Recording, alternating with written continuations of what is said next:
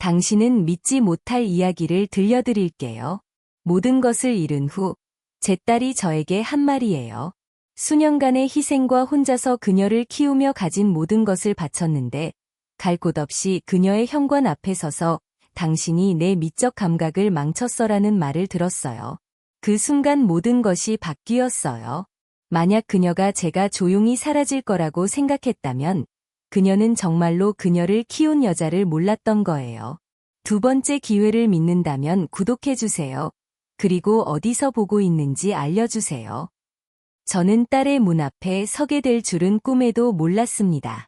한 손에는 가방, 다른 손에는 젤을 들고요. 옷에 달라붙은 연기는 후회처럼 지워지지 않았습니다.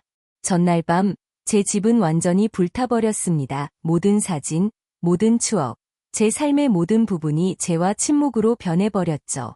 그 침묵 속에서 나는 모든 것을 바친 사람 앞에 서서 수십 년 동안 요청하지 않았던 것을 희망하고 기도하고 있었다. 그녀의 집은 깨끗했다. 돌벽면, 높은 검은 문, 잡지 표지처럼 정렬된 화분들. 그녀가 문을 열자 현관 불빛이 그녀를 황금빛으로 감쌌다. 실크 블라우스 위에 흰색 카디건을 입은 그녀는 머리카락 한 올도 흐트러지지 않았다. 그녀는 왜 여기 왔는지 묻지 않았습니다. 가방이나 코트에 묻은 젤도 눈길 한 번 주지 않았습니다. 그녀는 단지 저를 베이지색 소파에 묻은 얼룩처럼 바라보며 말했습니다. 여기 머물 수 없어, 엄마. 내가 미학을 망쳤어. 내가 무슨 말을 했는지 기억나지 않는다. 아마 고개를 끄덕였을지도 모른다. 아마도 뭔가를 중얼거렸을지도. 하지만 기억나는 것은 문이 닫히는 소리였다. 부드럽지만 최종적인, 매우 길고 잔인한 문장의 마지막 마침표 같은 소리였다. 그 소리는 그 밤 내내 내 머릿속을 맴돌았다. 나는 고속도로 옆에 오크 뷰인에 머물렀다. 한밤에 28,000원이었다. 젖은 카페트과 곰팡이 냄새가 났지만 침대, 램프, 그리고 얼굴을 제대로 비추지 못하는 깨진 거울이 있었다. 그게 축복이었을지도 모른다.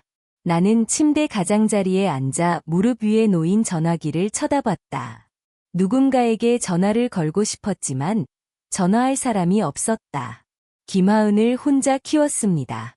그녀의 아버지는 그녀가 10살 때 집을 떠났습니다. 저에게 모기지, 딸, 그리고 비가 오면 시동도 안 걸리는 고장난 뷰익을 남겨두고요.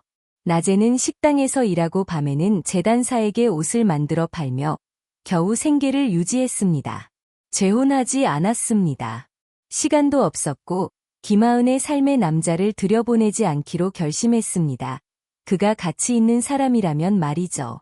하지만 그런 사람은 단 한 명도 없었습니다.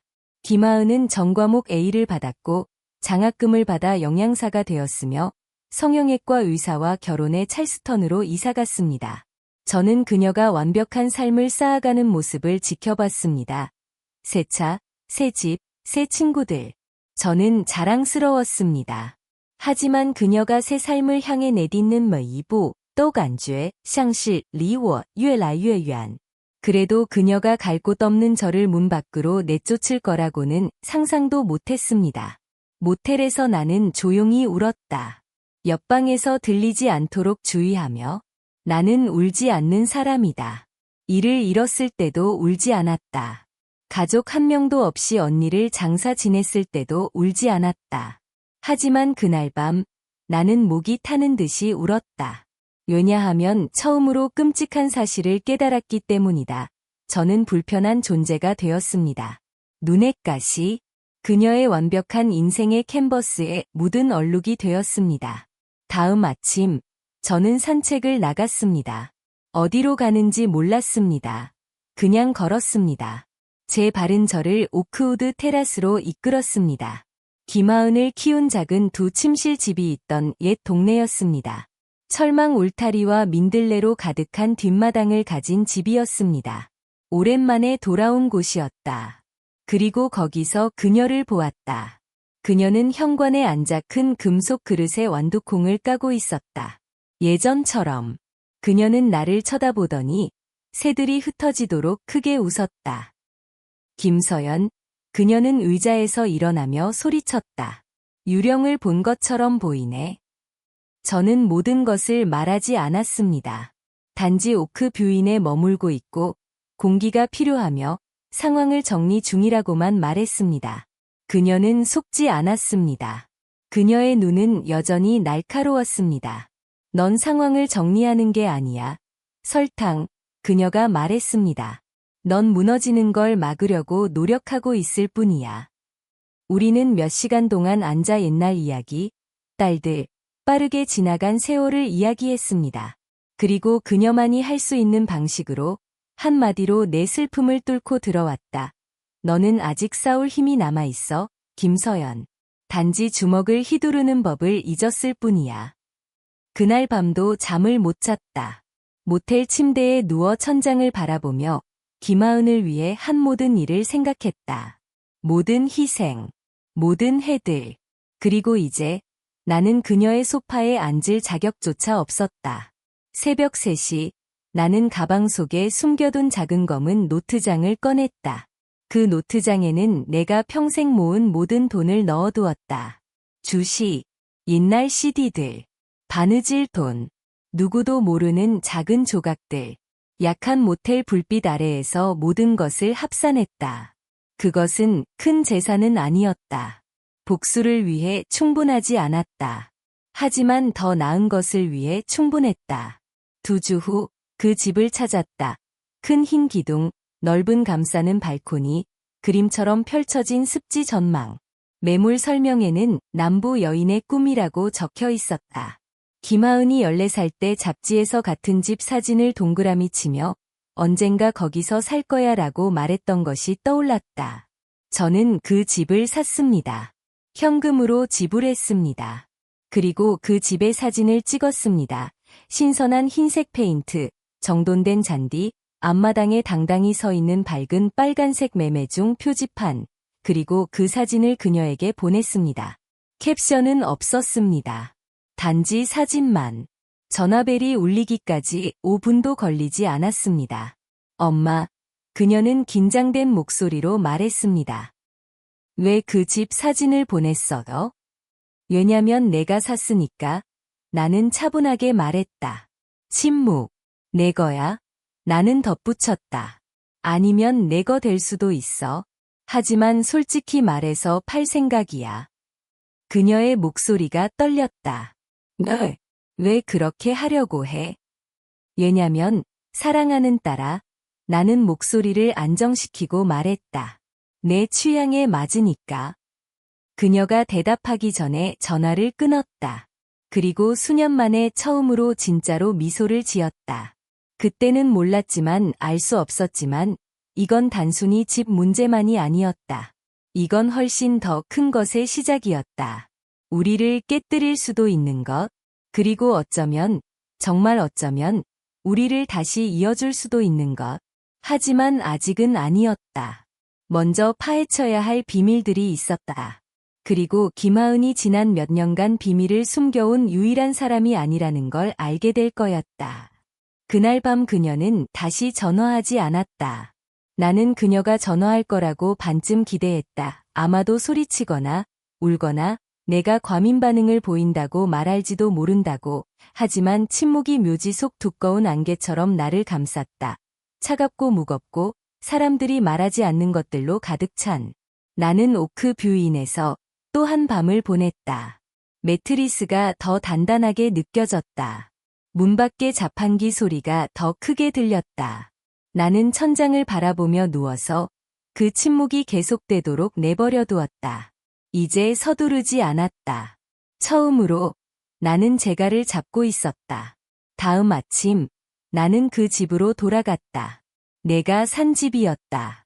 언덕 위에 자랑스럽게 서 있는 그 집은 넓고 환영하는 듯했고 현관은 일요일 커피와 속삭이는 소문을 기다리는 듯했다.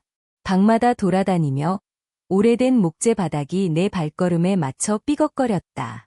마치 내 앞을 지나간 모든 발자국을 기억하는 듯했다. 공기에는 레몬 광택제의 향기가 희미하게 퍼져 있었지만 그 아래에는 더 오래된 것이 있었다. 역사가 다시 쓰이기를 기다리는 듯한.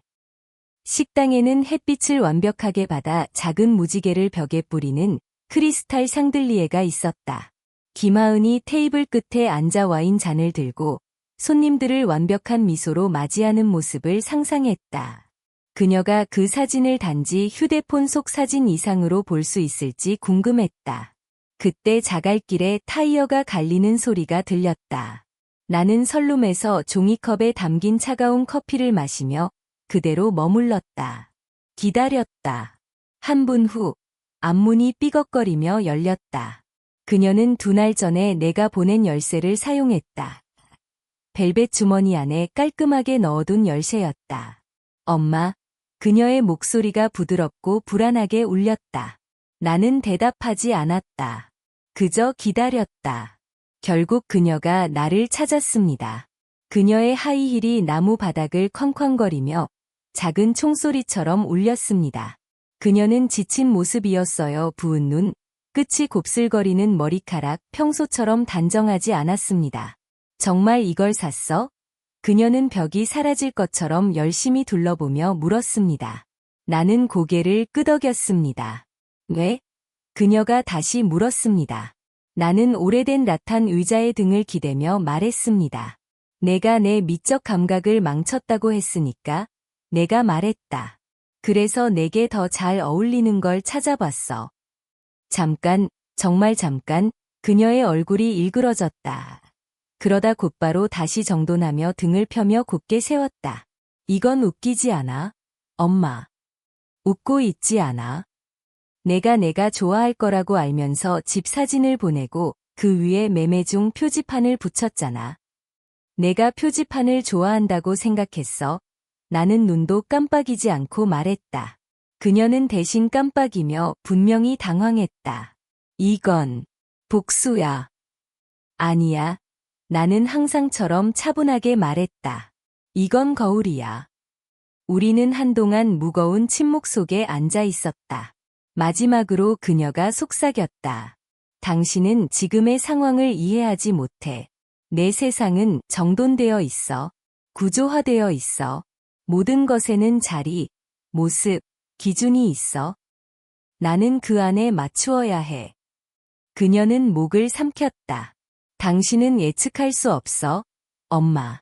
당신은 말을 함부로 해. 어떻게 들릴지 생각하지 않아. 어울리려고 노력하지 않아. 나는 그녀를 똑바로 바라보았다. 나는 너를 어울리라고 키우지 않았어. 나는 너를 당당히 서라고 키웠어. 그녀는 시선을 돌리며 빠르게 눈을 깜빡였다. 그게 왜 글을 고쳐 쓰는 거야? 내가 조용히 물었다. 그녀의 머리가 갑자기 내 쪽으로 돌아왔다. 무슨 말이야?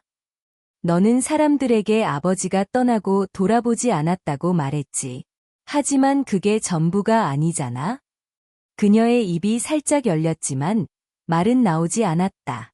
나는 일어나 방을 가로질러 불타버린 집에서 가져온 물건들이 들어있는 오래된 사이드 테이블로 걸어갔다. 상자에서 낡고 모서리가 구겨진 봉투를 꺼내 그녀에게 건넸다. 그녀는 망설이다가 받아들였다. 그녀의 손가락이 떨리며 편지를 펼쳤다. 그 편지는 그녀의 아버지로부터 온 것이었다. 그가 떠난 지 8년 후에 쓴 편지였다. 그 안에는 용서를 구하는 글이 적혀 있었다. 하나님을 찾았다고 했다. 목적을 찾았다고 했다. 돌아오려고 노력했다고 했다. 2번이나 방문했지만 문 앞에서 돌려보내졌다고 했다. 그녀는 편지를 읽으며 입술을 움직였지만 소리는 나지 않았다. 그리고 무릎이 풀리며 소파에 쓰러졌다. 내가 그에게 떠나라고 했어. 그녀는 나보다 자신에게 말하는 듯 속삭였다. 그가 전화했어요. 제가 받았어요. 그는 우리를 보고 싶다고 했어요. 저는 우리가 그를 필요로 하지 않는다고 말했어요. 저는 16이었어요. 당신을 보호하려고 했어요. 저는 그녀 옆에 앉아 심장이 가슴을 두드리는 것을 느꼈습니다. 저는 화가 났었어요. 그녀가 말했습니다. 당신은 그렇게 열심히 일했어요. 그는 당신에게 모든 것을 남겨두고 떠났어요. 저는 그를 벌주고 싶었어요.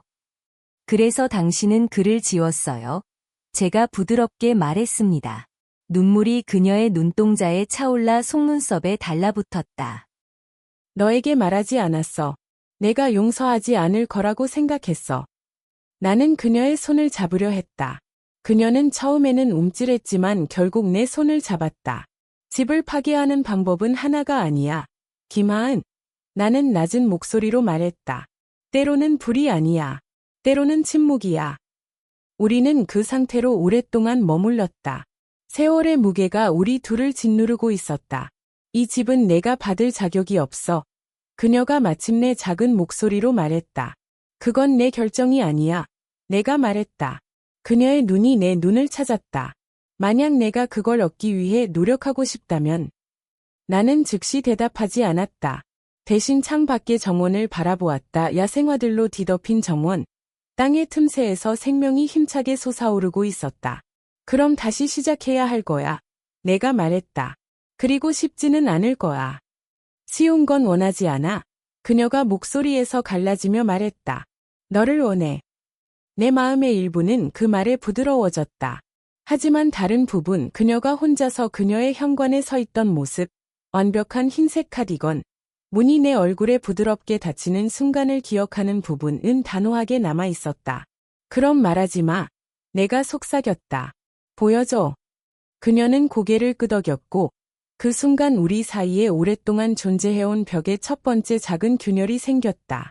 하지만 곧 알게 되었듯이 집만이 비밀을 숨기고 있던 것은 아니었다.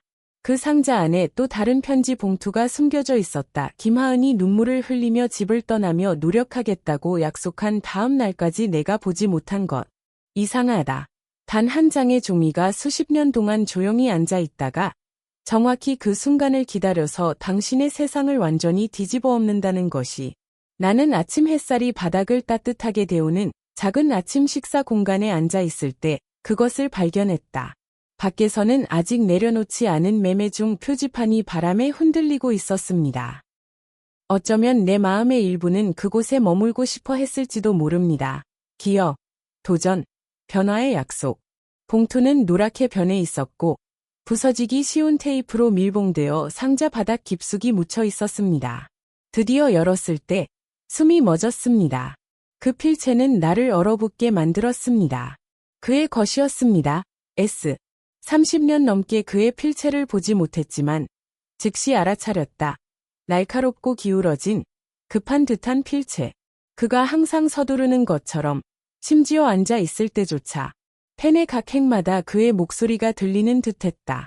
편지는 단 4년 전에 작성된 것이었다. 수십 년이 아니었다. 고대 역사가 아니었다. 4년. 카세트 테이프가 이미 사라진 시대였지만 두 번째 기회가 아직도 간신히 숨쉬고 있던 때였다. 김서연, 이 편지가 내게 전달된다면 내가 마침내 다시 시도할 용기를 냈다는 뜻이다. 내게 아무것도 요구할 자격은 없지만 지난 10년간 과거의 나 자신과 화해하려고 노력해왔다. 나는 겁쟁이였다. 두려움과 실패가 나를 삼켜버렸다. 하지만 내게 알려주고 싶다. 너를 떠난 것은 내 인생에서 가장 큰 실수였다. 2번이나 돌아오려고 시도했다. 김하은은 나를 문턱을 넘지 못하게 했다. 그녀는 내가 더 나은 삶을 살고 있다고, 내가 이미 넘어갔다고, 내가 오직 고통만을 가져올 뿐이라고 말했다. 나는 읽기를 멈췄다. 손이 너무 떨려 종이가 흔들렸다. 눈이 흐려졌다. 이제 그녀를 명확히 볼 수 있었다. 16살, 날카로운 혀, 자존심으로 가득 찬 소녀. 그녀는 항상 나를 보호해 주었다. 어린 시절부터 열렬히 충성스러웠어요. 세상이 그녀를 너무 빨리 성장하게 만들었다는 분노로 가득 차 있었어요. 하지만 이건 그녀가 수년간 침묵으로 품어온 것이었어요. 편지를 가슴에 눌러대며 의자에 살짝 흔들며 아픔을 참으려 숨을 쉬었어요. 배신은 아니었어요. 그건 슬픔이었어요. 두 번째 생명을 얻은 슬픔. 이전보다 더 날카로운. 편지를 마침내 다 읽었을 때 더 많은 것을 알게 되었어요. 한 번 재혼했었다. 잠시 동안. 자녀는 없었다. 그의 아내는 암으로 세상을 떠났다. 그 후 그는 테네시로 이사가서 조용히 살며 중고 서점에서 일했고 보내지 않은 편지를 썼다. 마지막 문장이 나를 완전히 무너뜨렸다.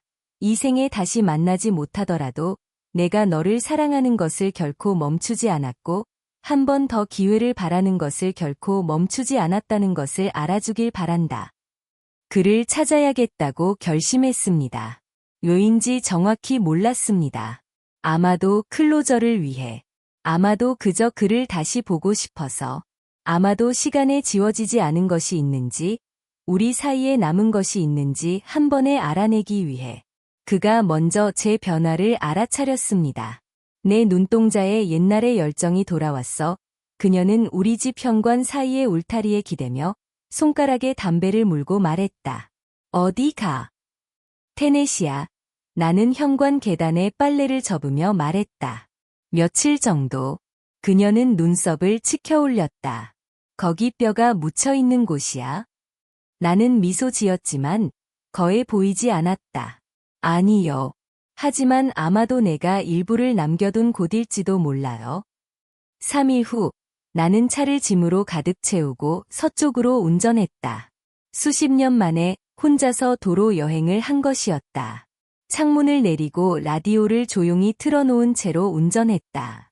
발음조차 어려운 마을들을 지나갔고 죽은 자도 깨울 만큼 강한 커피를 파는 식당들도 있었다. 편지에 적힌 주소에 도착했을 때 낡은 파란 창문 덮개가 있는 작은 단층집에는 이미 저물고 있었다. 마당에 임대 중이라는 표지가 있었다. 배가 뒤틀렸다. 그래도 문을 두드렸다. 40대 초반으로 보이는 마른 여성이 문을 열고 내가 묻자 당황한 표정으로 대답했다. 그분은 지난 봄에 돌아가셨어요. 그녀가 조용히 말했다. 이제 제가 집주인이에요. 땅이 무너지는 듯했다. 그가 죽었어요? 라고 겨우 말했다. 그녀는 부드럽게 고개를 끄덕였다. 췌장암이었어요.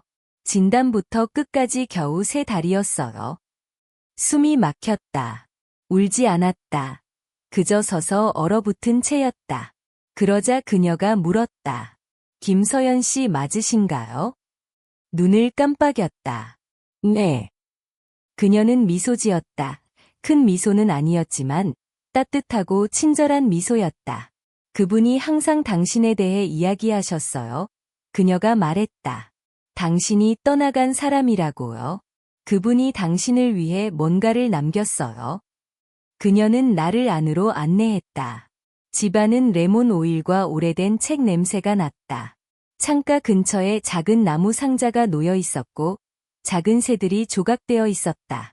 안에는 사진들이 있었다. 나랑 김하은의 옛날 사진, 결혼식 때 눌러놓은 꽃, 그리고 또 다른 편지. 이 편지는 더 짧았다. 당신은 내가 떠돌 때도 내 등대였어요.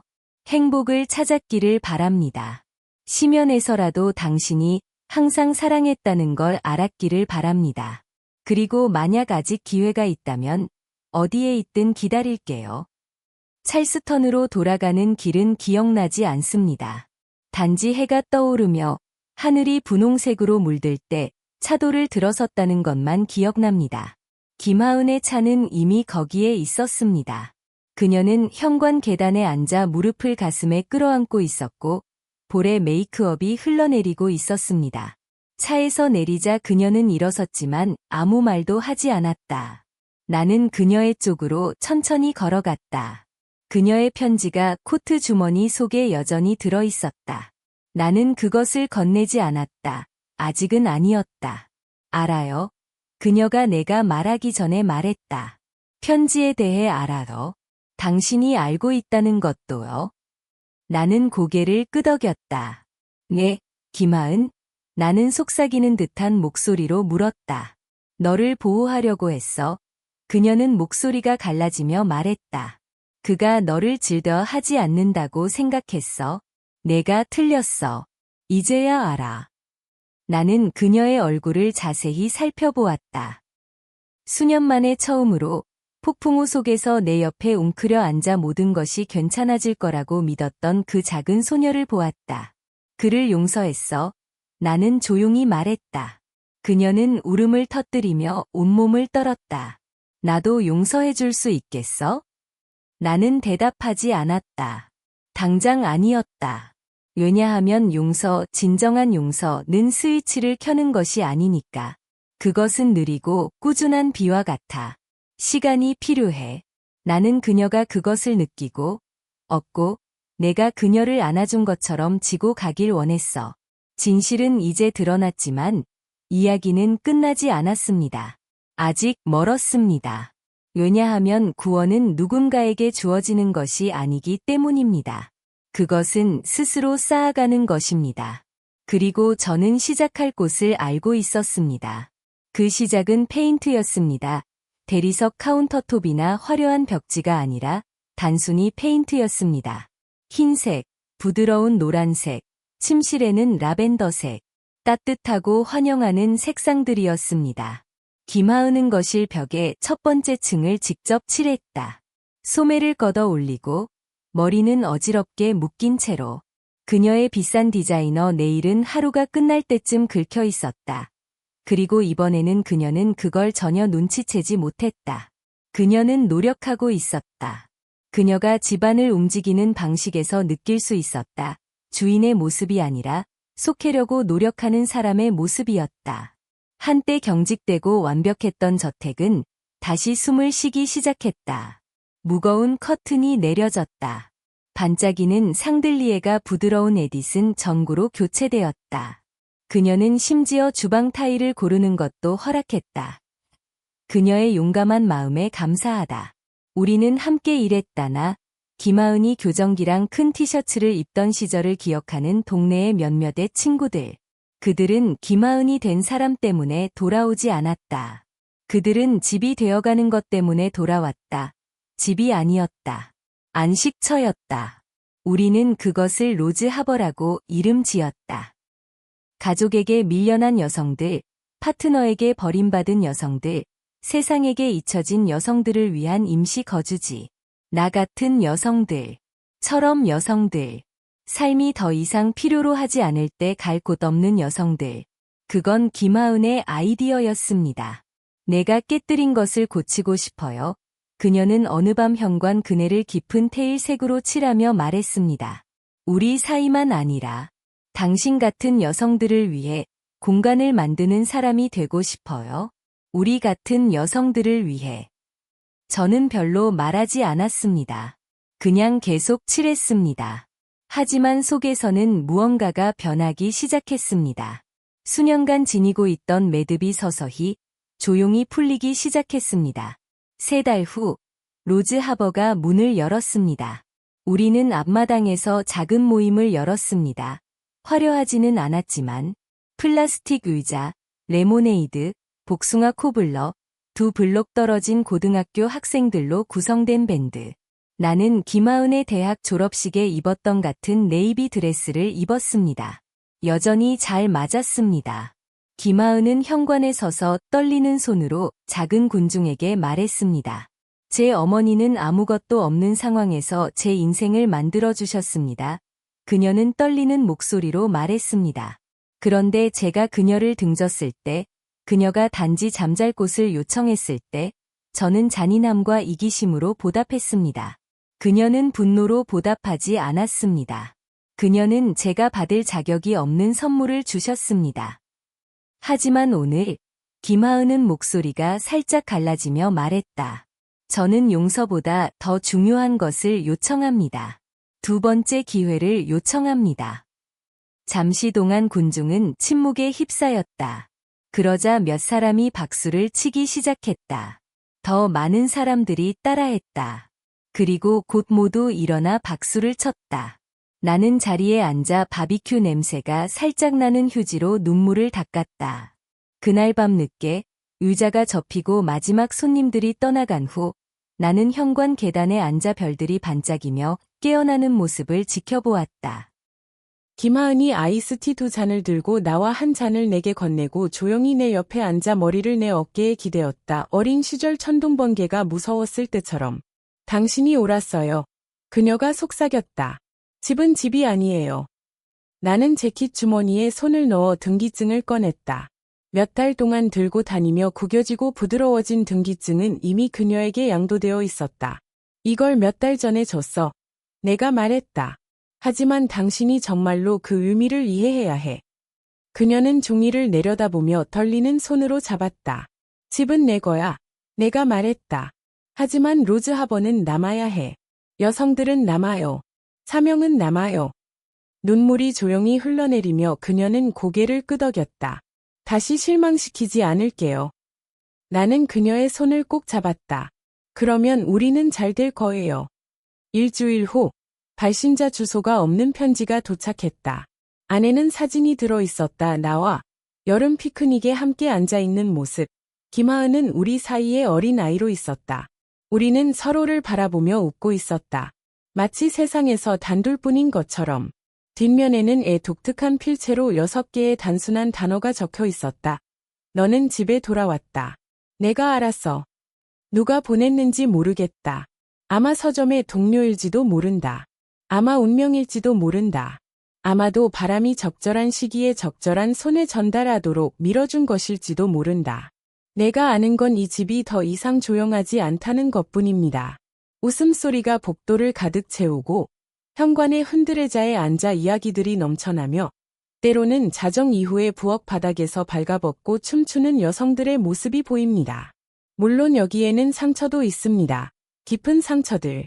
하지만 치유도 있습니다. 생명도 있습니다. 김하은은 여전히 날카로울 때가 있습니다. 그 부분은 결코 완전히 사라지지 않았습니다. 하지만 그녀는 이제 더 자주 웃습니다. 더 오래 안아줍니다. 그리고 새로운 사람에게 나를 소개할 때마다 그녀는 말합니다.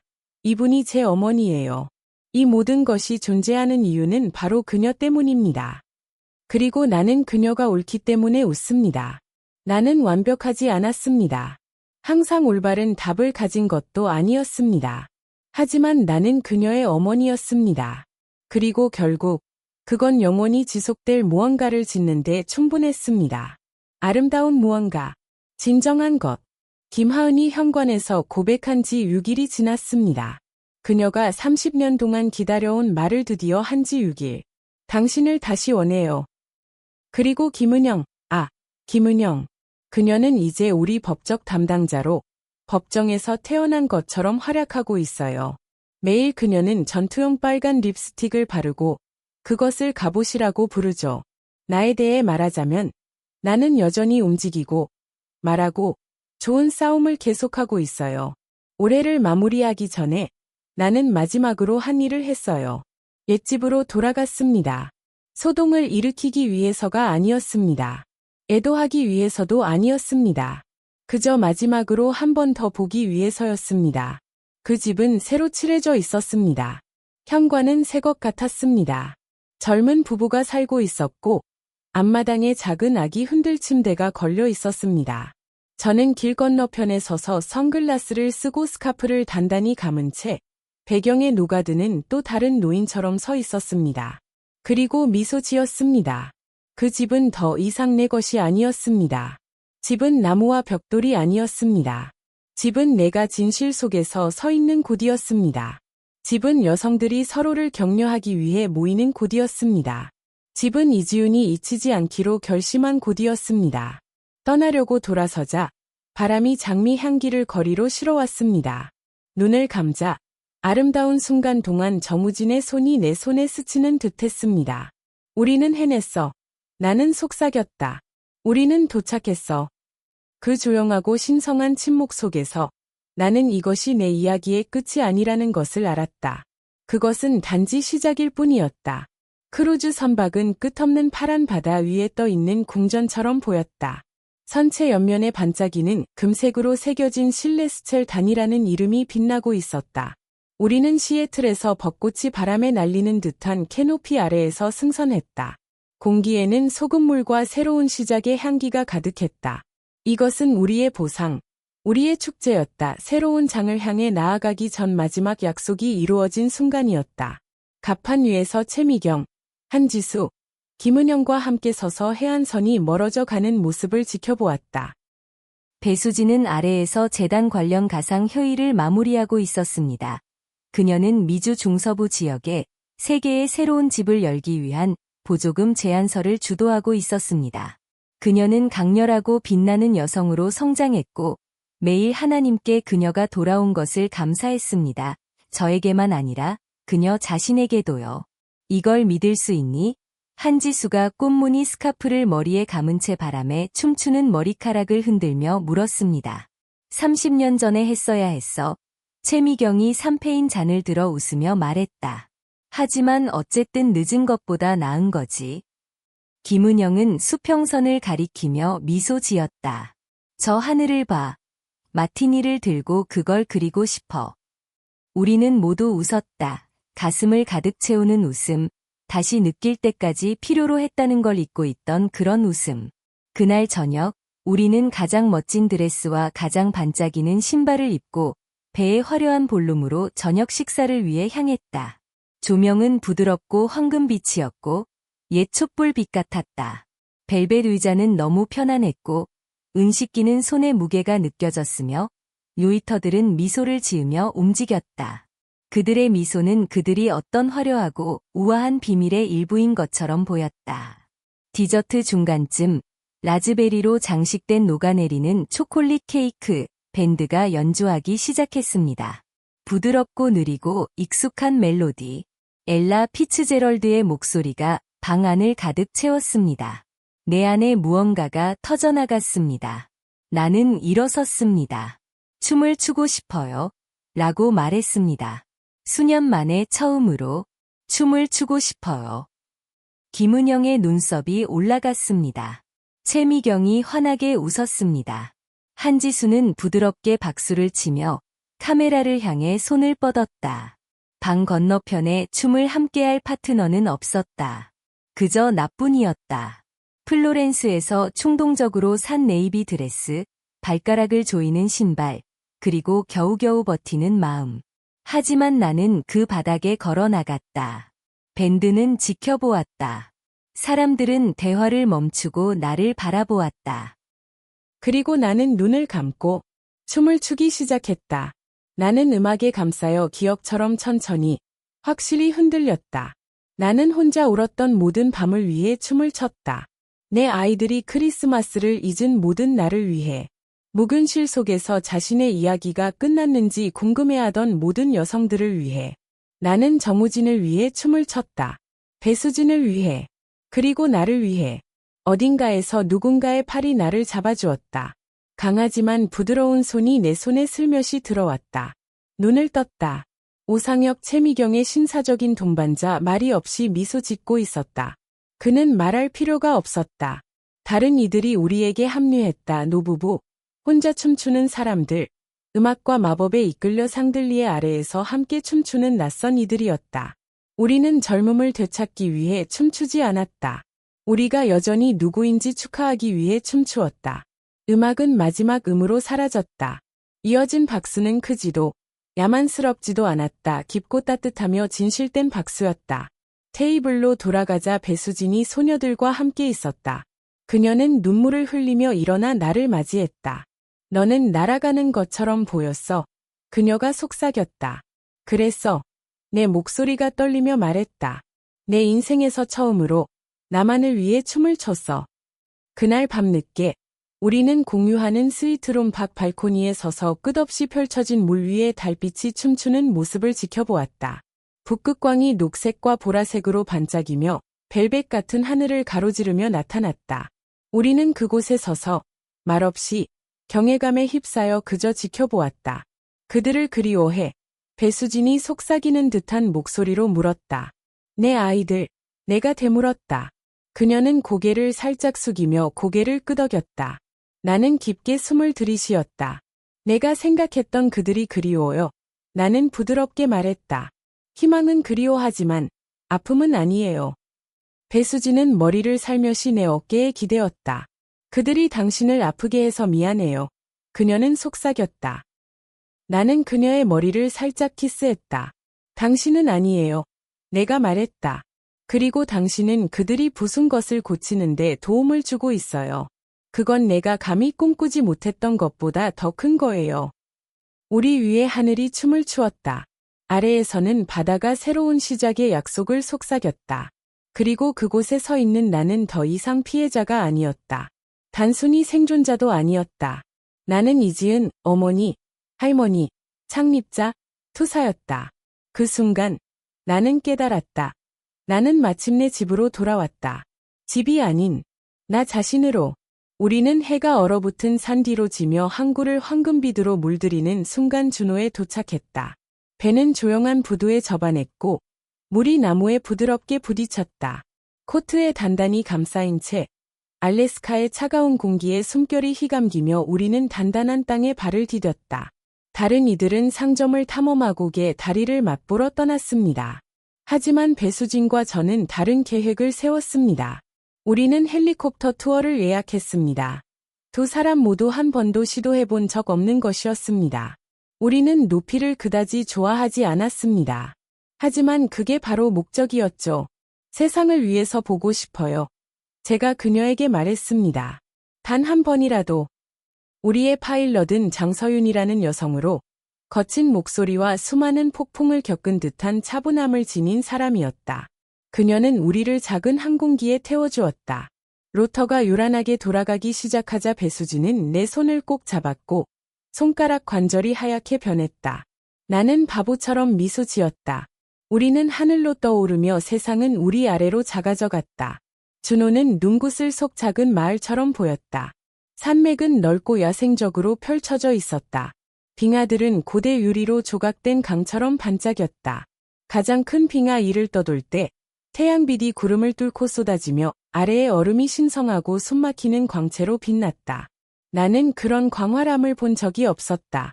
그토록 순수한 곳은 없었다. 그것은 가장 좋은 의미에서 나를 작게 느끼게 했다. 내가 겪은 모든 고난이 바로 이 순간, 이 경외감의 순간으로 이끌어왔다는 느낌이었다. 포기하지 않아서 다행이에요. 배수진이 헤드셋을 통해 말했고, 그녀의 목소리는 부드럽게 떨렸다. 나는 그녀를 향해 돌아보며 눈물이 눈시울을 찔렀다. 나도 거의 포기할 뻔했어요. 내가 고백했다. 하지만 당신이 전화했죠. 그녀는 내 손을 힘껏 잡았다. 나도 너를 구했어. 우리는 부드러운 빙하 위에 착륙했다. 열반으로 감싸인 채로 바람과 침묵의 눈만이 우리를 둘러싸고 있었다. 아픔은 없었다. 두려움도 없었다. 아프게 할 만큼 강한 기억도 없었다. 나는 정우진의 마지막 편지를 꺼냈다. 이 여정의 모든 순간을 함께한 그 편지 그리고 그것을 놓았다. 종이가 떠오르며 돌고 끝없는 흰색 속으로 떠다니는 것을 지켜보았다. 무게가 없었다. 이제 모든 것을 지고 가는 것을 그만둘 때였다. 그날 밤 배로 돌아온 우리는 소녀들이 샴페인을 들고 기다리고 있었다. 엘레노어에게 최미경이 잔을 높이 들어 건배했다.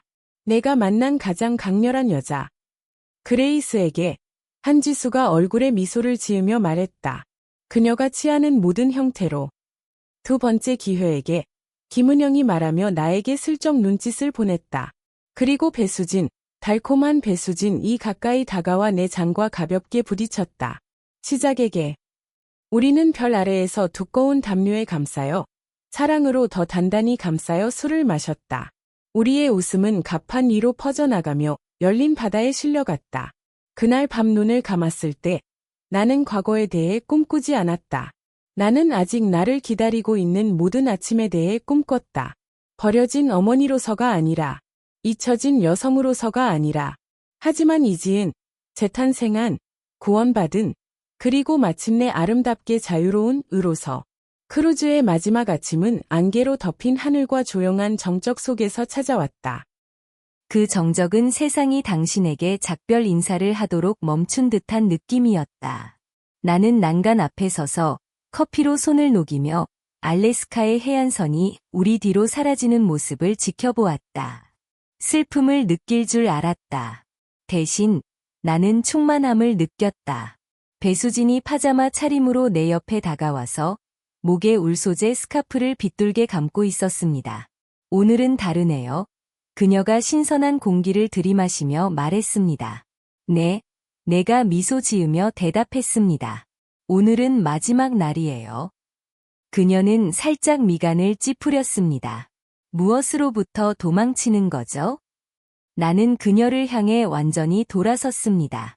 슬픔에서, 죄책감에서, 내가 실패했다고 생각한 모든 것들에서 그녀의 얼굴이 부드러워졌고 눈동자가 반짝였다. 할머니, 당신은 실패하지 않았어요. 그녀가 말했다. 그들은 했어요. 나는 천천히, 안정적으로 미소 지었다. 아마도. 하지만 내 삶이 다른 사람들이 나에게 한 일로 정의되길 원하지 않아. 내가 선택한 것으로 정의되길 원해. 아침 식사 후, 우리는 작은 의식을 가졌다. 우리 5사람뿐이었다. 관객은 없었다. 마이크도 없었다. 우리와 우리의 이야기뿐이었다. 우리는 배의 조용한 라운지에 모여 군중과 소음에서 멀리 떨어졌다. 우리는 각자 알고 있던 여성들의 이름을 말했다. 침묵 속에 사라진 이들, 버려진 이들, 잊혀진 이들. 최미경은 언니의 이야기를 들려주었다. 한지수는 전날 밤 쓴 시를 읽었습니다. 부드럽고 아픈 말들이었습니다. 김은영은 5개의 촛불을 켰습니다. 우리 각자를 위해 하나씩, 그리고 우리 여정에서 만난 자유롭게 살지 못한 모든 여성들을 위해 하나씩. 그리고 저는 제 인생의 이야기를 들려주었습니다. 아픔이 아니었습니다. 배신이 아니었습니다. 하지만 제가 다시 발견한 부분들이었습니다. 정우진과 함께 봄에 토마토를 심는 것, 현관에서 아기들을 흔들어 재우는 것, 옛 모타운 노래에 맞춰 부엌에서 맨발로 춤추는 것, 응원석 뒤에서 훔친 첫 키스. 내 안에 살아남은 조각들, 더 강하게 자라난 부분들. 나는 17살 때 가장 친한 친구와 주 경계를 넘어 히치하이킹을 했던 이야기를 들려주었다. 크리스마스 때 아이들에게 엉성한 작은 강아지를 선물로 주며 코메트라고 이름 지은 이야기를 내 안의 불꽃에 대해 공유했다. 그리고 그 불꽃에 다른 사람들이 차가운 물을 부어댔던 모든 해들에 대해.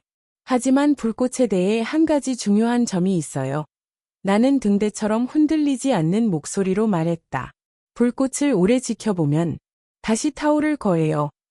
하나씩. 우리는 각자의 촛불을 넓은 유리 그릇에 띄워 물 표면 위에서 불꽃이 떠다니고 춤추는 모습을 지켜보았다. 저는 저를 구해준 여성들, 저를 다시 모아준 여성들을 둘러보았습니다. 배수진 제 미래, 제 유산. 집으로 돌아가겠습니다. 저는 조용히 말했습니다. 4개의 머리가 놀란 눈으로 저를 향해 돌았습니다.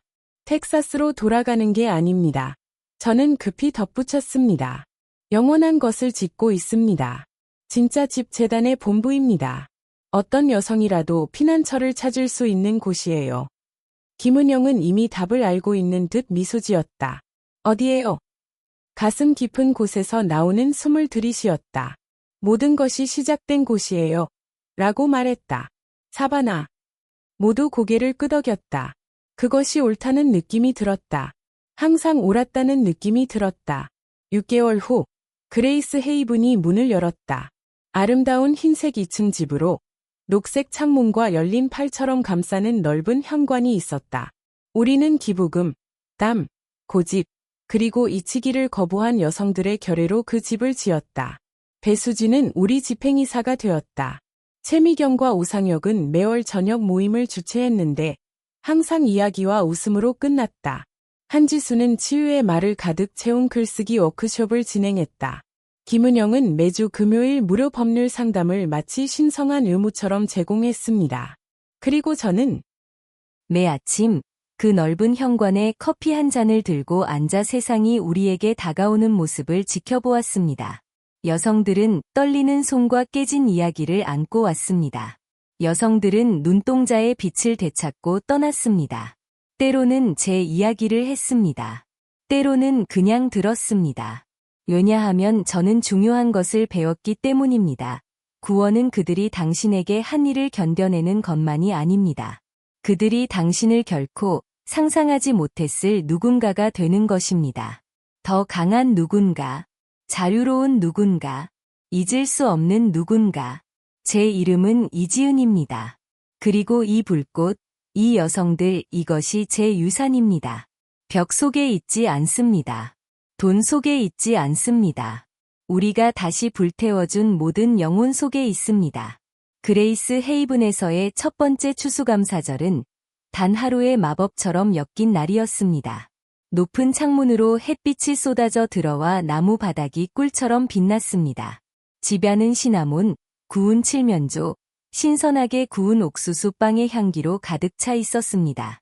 밖에서는 사바나의 가을 잎들이 잔디를 덮고 있었어요. 빨강, 주황, 금색 발걸음마다 부드럽게 부서지는 소리였습니다. 현관에서는 바람에 흔들리는 종이 옛 추억을 속삭이며 노래했습니다. 집안은 진심에서 우러나오는 웃음으로 가득 찼습니다.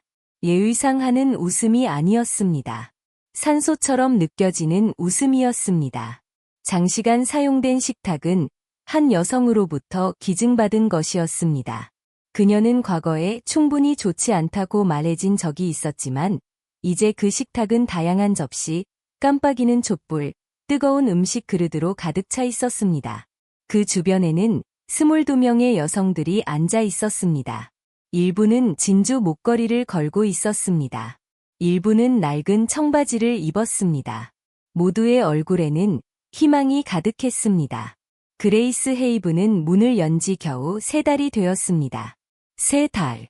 그리고 우리는 이미 수많은 삶을 다시 쓰기 시작했습니다.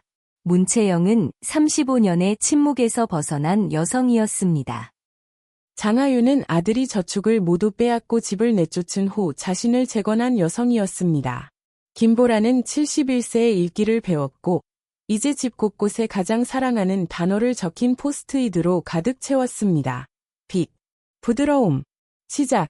나는 테이블 끝자리에 앉아 있었습니다. 내가 요청한 것이 아니라 그들이 강하게 요구했기 때문입니다. 그들은 내가 여기 있는 이유라고 말했습니다. 하지만 주변을 둘러보며 진실을 알았습니다. 그들이 내가 다시 온전해질 수 있었던 이유였습니다. 저는 건배를 위해 일어섰습니다. 긴 연설은 없었습니다. 단지 몇 마디 진심 어린 말뿐이었습니다. 저는 잔을 들어 올렸습니다. 사과 사이다에 버번을 적당히 섞은 것. 정우진이 항상 만들던 방식이었죠. 그리고 말했습니다. 올해 저는 모든 것을 잃지 않았습니다. 방이 조용해졌습니다. 모든 시선이 저에게로 향했습니다.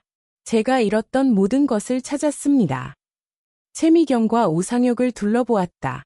그들의 손은 뿌리처럼 얽혀 있었다. 김은영은 칠면조를 자르며 마치 판결을 내리는 듯했다. 한지수는 파이를 나누며 젊은 여성의 뺨에서 눈물을 닦아주고 있었다. 배수진, 내 강렬하고 브릴란테이 손녀는 폭풍 속 등대처럼 내 뒤에 서 있었다. 나 자신을 찾았다고 말했다. 목소리가 조금 떨렸다. 가족을 찾았어요. 피로 맺어진 것이 아니라 선택으로 맺어진 가족이에요. 제 속에서 목적을 찾았어요. 그리고 여러분 모두 기억해 주길 바랍니다. 이곳은 부서진 자들을 위한 집이 아닙니다. 일어서는 자들을 위한 집이에요. 그 다음에 들린 소리, 잔이 부딪히는 소리, 부드러운 울음소리, 박수 소리는 우리만을 위해 만들어진 합창단 같았다. 나중에 해가 저물고 촛불이 작은 물웅덩이로 꺼져갈 때 나는 현관으로 슬그머니 나갔다. 배수진이 거기서 나를 발견했다. 우리 둘은 떨어지는 밤의 고요함에 감싸여 있었다. 당신은 나에게 원하는 것을 말하지 않았어요. 그녀가 내 어깨를 살짝 밀며 말했다. 무슨 뜻이에요? 내가 물었다. 알래스카에서의 그 밤, 그녀가 부드럽게 말했다. 정우진의 편지를 놓아준 그때, 뭘 바랐어? 나는 아픔과 감사가 섞인 미소를 지었다. 나는, 내가 말했다. 언젠가 누군가가 진짜 나로 나를 봐주길 바랐어. 그리고 지금은? 그녀가 물었다. 지금은 내가 속삭였다. 다른 누군가가 자신의 가치를 깨닫기 전에, 너무 늦기 전에 그걸 알아주길 바래. 그녀는 내게 몸을 기댔고 별들이 우리 위에서 피어오르는 동안 머리를 내 어깨에 기대었다. 할머니, 당신은 세상을 바꾸고 있어요.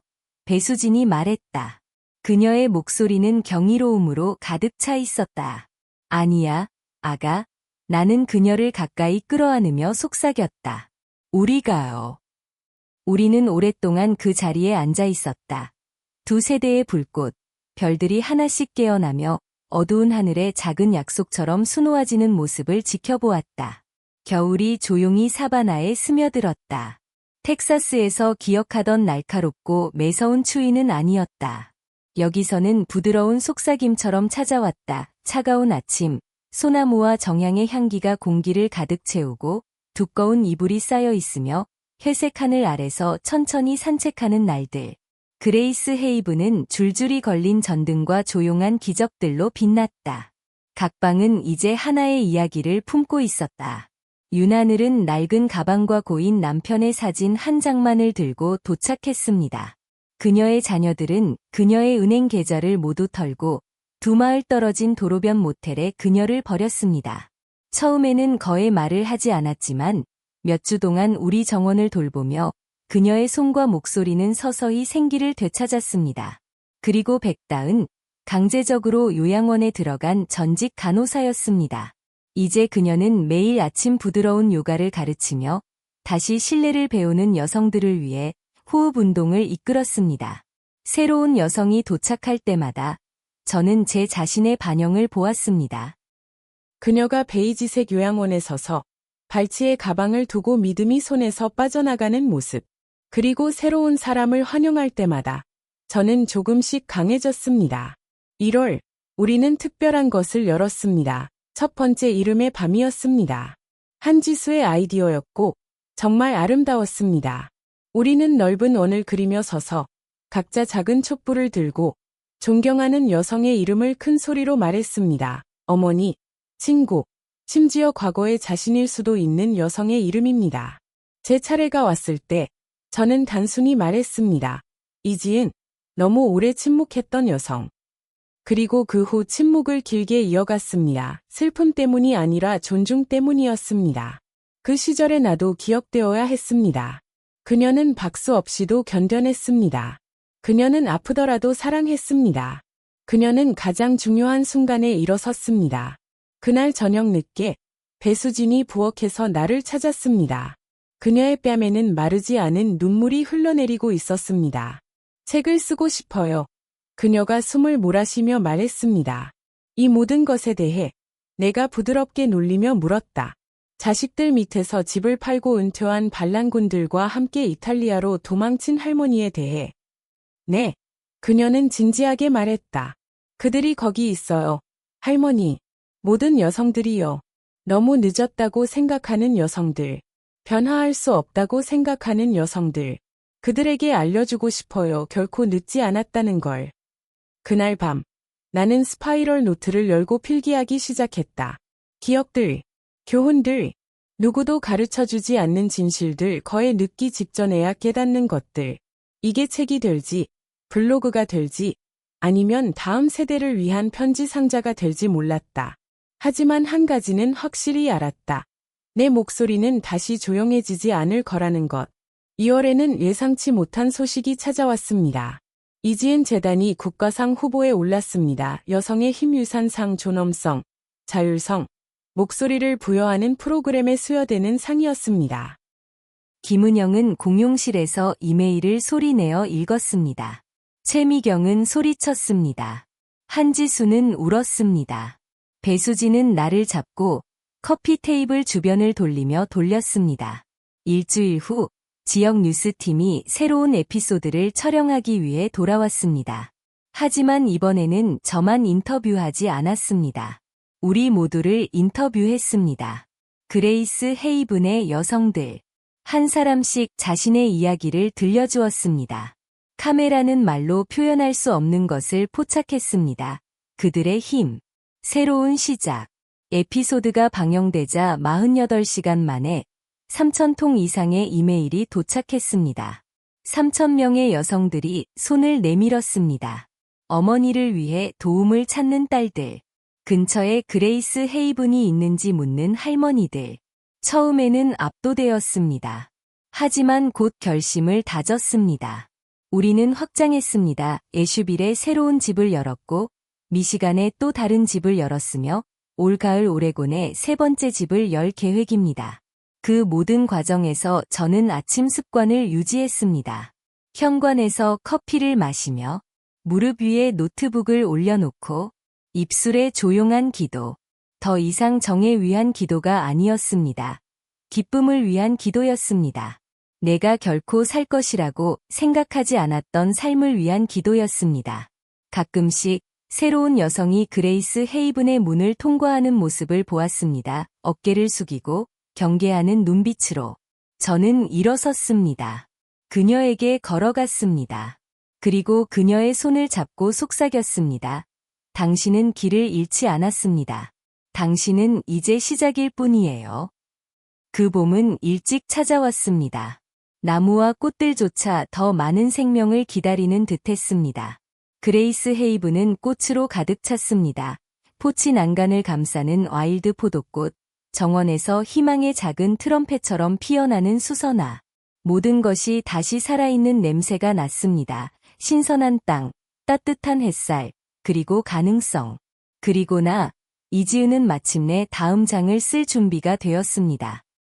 배수진의 책 아이디어가 뿌리를 내렸습니다. 우리는 그것을 아직 끝나지 않았다라고 이름 지었습니다.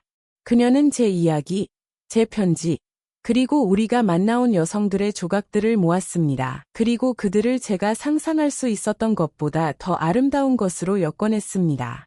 그것은 단순히 제 해고록이 아니었습니다. 그것은 선언이었고 증언이었습니다. 모래 위에 그어진 선이었습니다.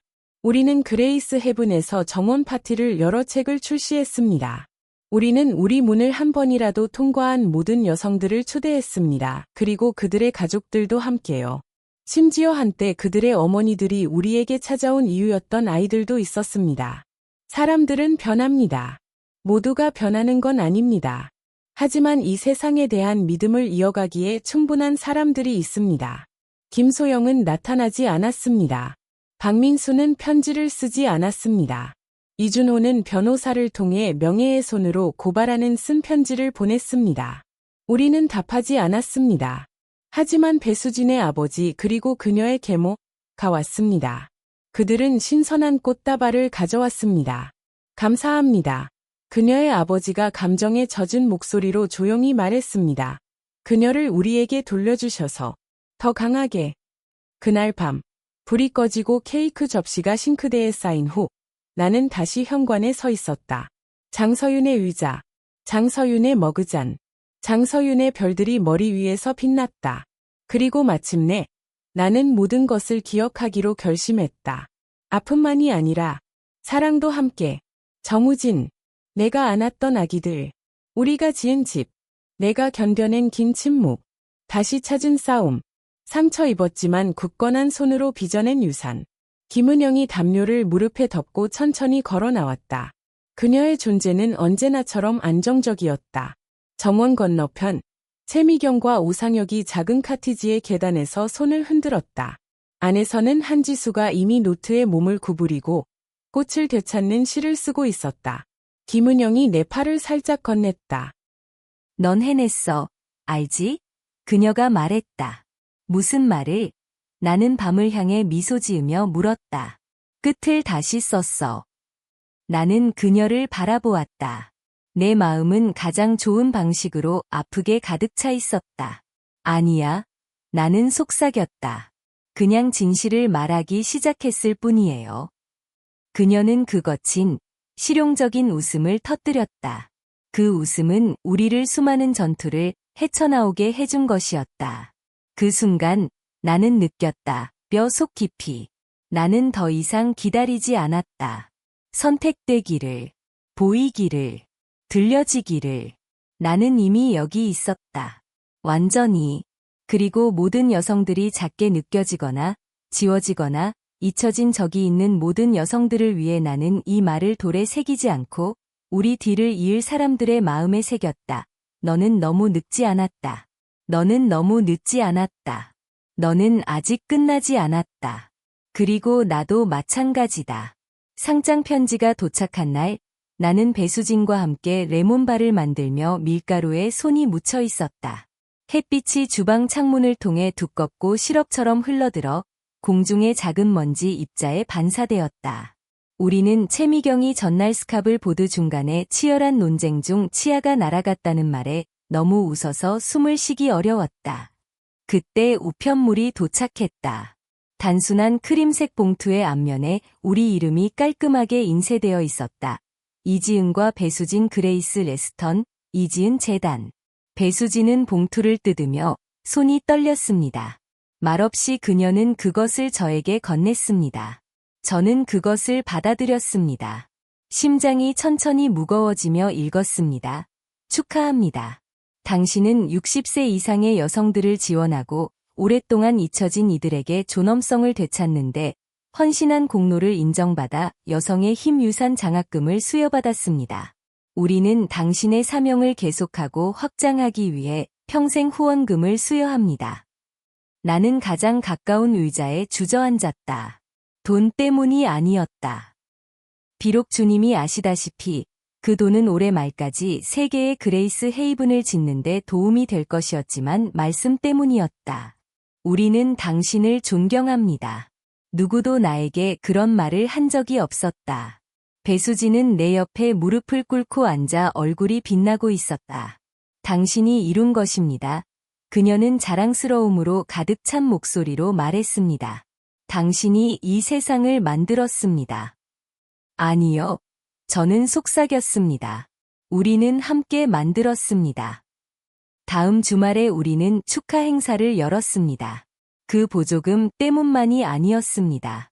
우리가 재건한 삶들을 위해였습니다. 나무 아래에 100명이 넘는 여성들이 모였습니다.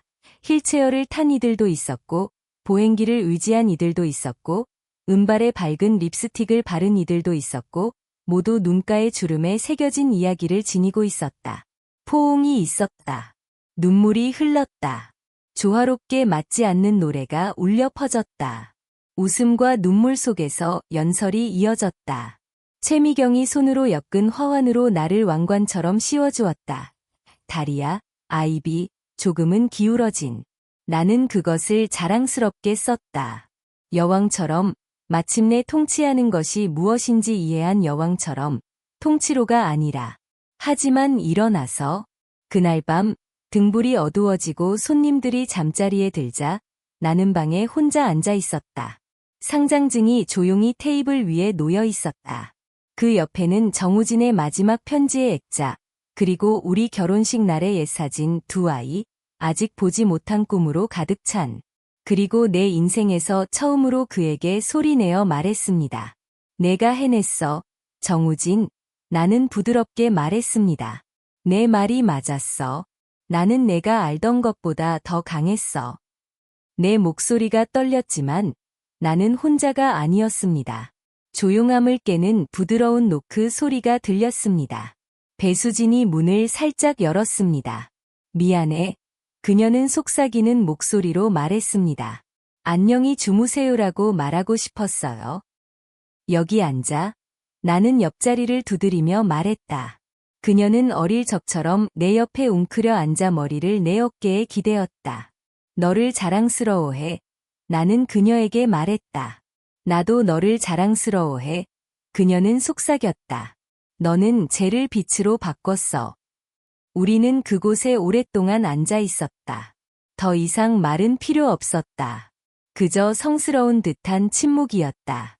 그녀가 결국 침대로 가자 나는 창가에 서 있었다. 밖에는 달빛에 반짝이는 정원이 있었다. 그곳은 많은 여성들이 자신으로 돌아가는 길을 찾은 곳이었다.